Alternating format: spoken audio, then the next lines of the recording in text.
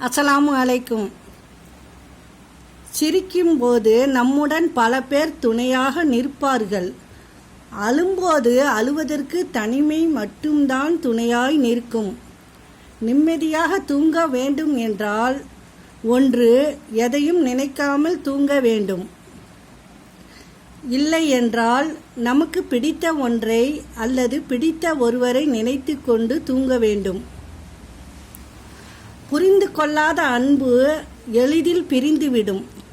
ஆனால் புரிந்து கொண்ட உண்மையான அன்பு எவ்வளவு காயப்பட்டாலும் ஒருபோதும் பிரியாது. இது உண்மைதானா?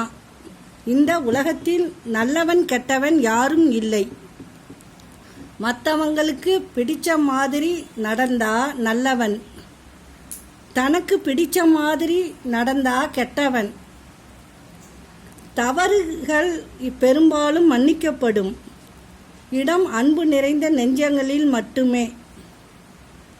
மகிழ்ச்சி ஒரு மனநிலையே. அதை கற்றுக்கொண்டால் துன்பத்திலும் கூட மகிழ்ச்சியுடன் இருக்க முடியும். அஸ்ஸலாமு அலைக்கும்.